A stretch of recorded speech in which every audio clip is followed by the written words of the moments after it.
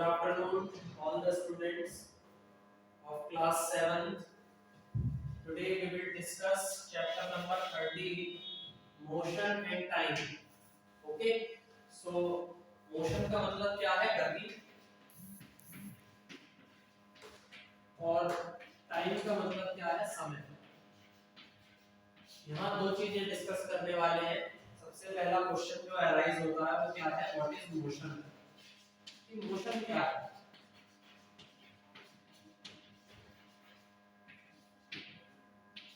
What is motion, ये question है जो अराइज हो रहा है कि गति क्या है। तो मोशन को आप कैसे डिफाइन करेंगे?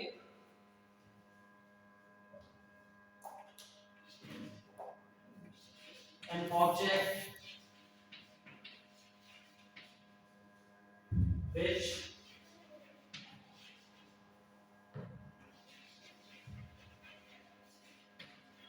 changes its position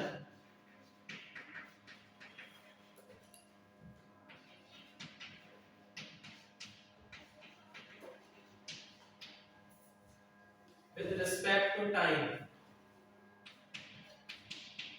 it is called motion. So students, this word is simple. Motion क्या है? मोशन के अंदर there is a change in the position of an object with respect to time. Time के respect में object की position में change आना, ये क्या कहलाता है? मोशन कहलाता है। ओके, आगे देखिए, हमने क्लास 6 के अंदर अलग अलग टाइप्स के मोशन पढ़े थे। सो नेक्स्ट क्वेश्चन जो यहाँ पर अराइज होता है वो क्या है? What are the different types of motion? What are the different types of motion? What are the different types of motion?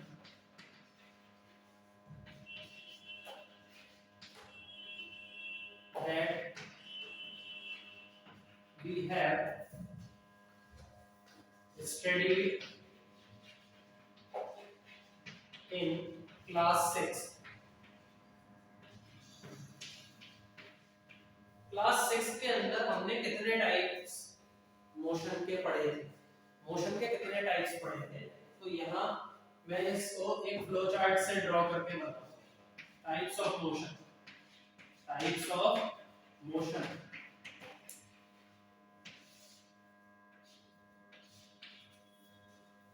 तो सबसे पहला जो हमने मोशन पढ़ा था वो कौन सा था? Periodic motion.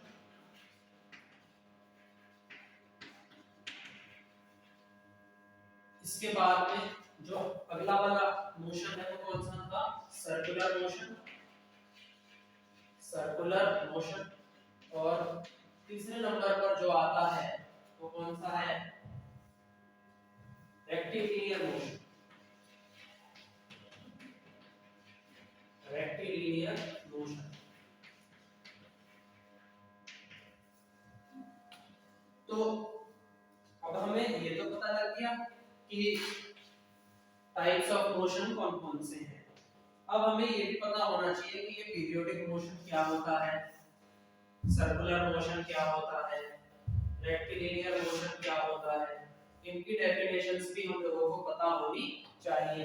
तो एक एक करके इनकी डेफिनेशंस डिस्कस करते हैं। सबसे पहले आप हेडिंग डालिए periodic motion, periodic motion.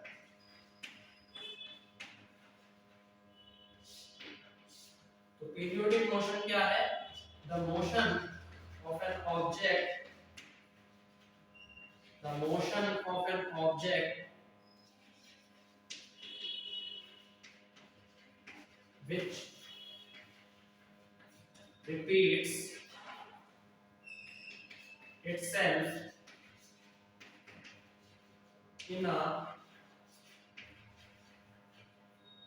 regular intervals of time, regular intervals of time, it is known as periodic motion.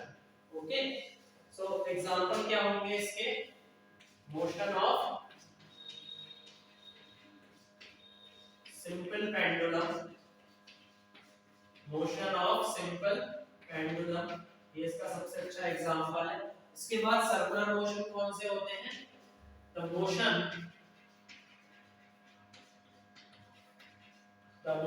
Of an object, the motion of an object on a curve path, या तो आप curve path बोल दीजिए, नहीं तो आप इसको circular path भी बोल सकते हैं। The motion of an object on a curve path is known as circular motion. इसका एग्जांपल क्या होगा?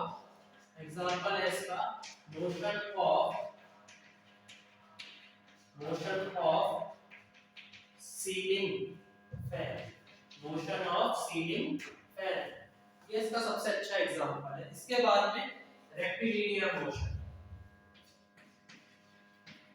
The motion on a straight path, the motion on a straight path is called rectilinear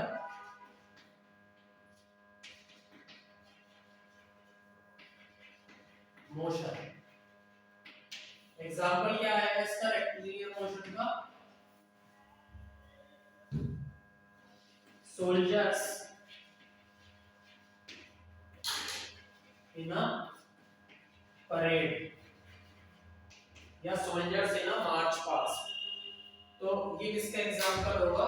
rectilinear motion का example होगा। Okay, तो अब हमें types of motion पता लग गए। उसके बाद हमने ये सबको डिफाइन भी कर लिया, हमें इनके एग्जांपल्स भी पता लग गए। अब आगे क्या है, इन सभी के बारे में, इन सभी चीजों के बारे में जो कि मैंने अभी तक पढ़ाया है, ये सभी आपने 6th क्लास में पढ़ रखा है।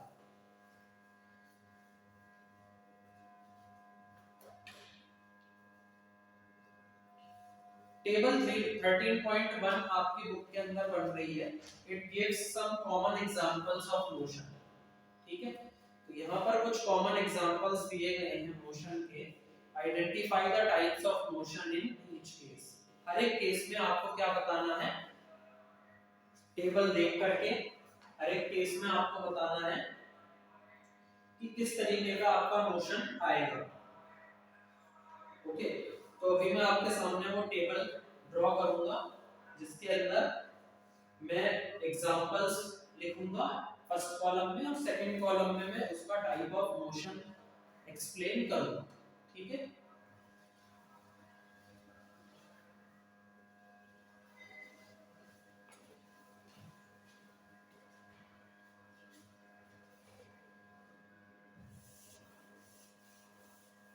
टेबल ड्रॉ कीजिए।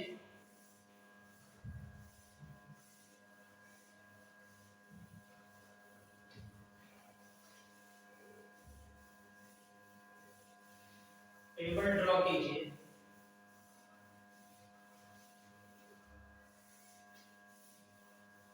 टेबल के अंदर फर्स्ट कॉलम में लिखिए types of motion, second column में एग्जांपल्स। देखिए इस तरीके से आपकी क्या बनेगी, टेबल बनेगी। इस टेबल के अंदर आपका जो फर्स्ट कॉलम है वो क्या है? Example of motion.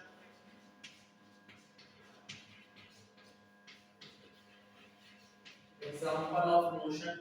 इसके बाद टाइप्स, इसके बाद आएंगे टाइप्स ऑफ मोशन। तो एग्जांपल ऑफ मोशन में सबसे पहले पहला एग्जांपल आएगा soldiers in a march past. Soldiers in a march past, ये आपका कैसा मोशन है? Straight line. ओके, ये आपका क्या है? एक रेक्टिलिनियर मोशन है which is also known as straight line motion।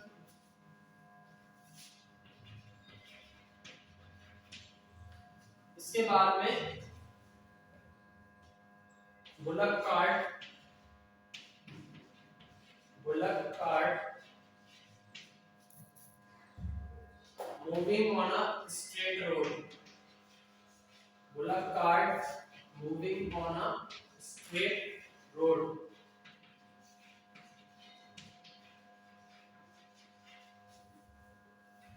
इसका क्या मतलब है? ये कौन सा मोशन है? Straight line motion. Straight line motion.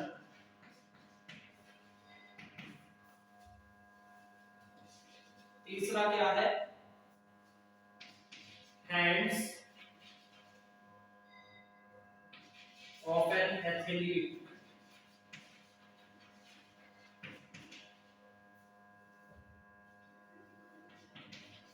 In a race. Hands of an athlete in a race कौन से टाइप का मोशन होगा? Periodic motion. Periodic motion.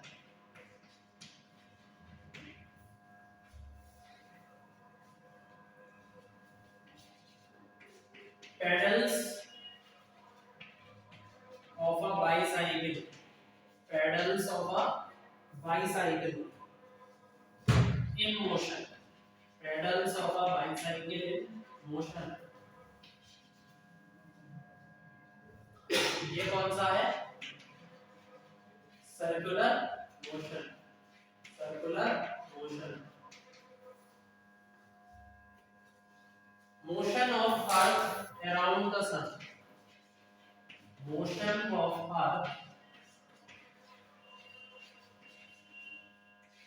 round the sun.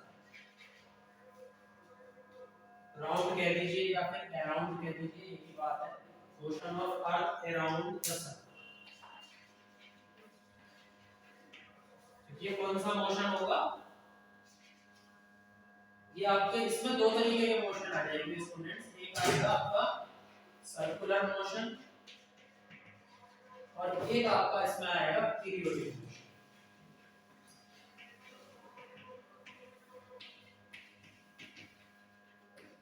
ये चीज आपकी क्लियर है? इसके बाद motion of a swing.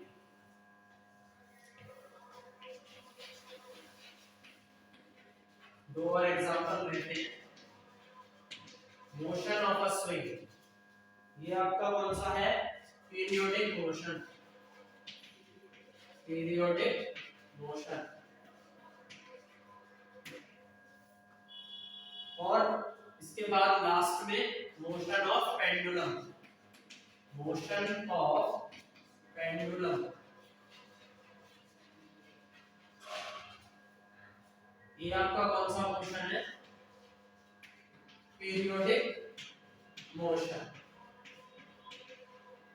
Periodic motion.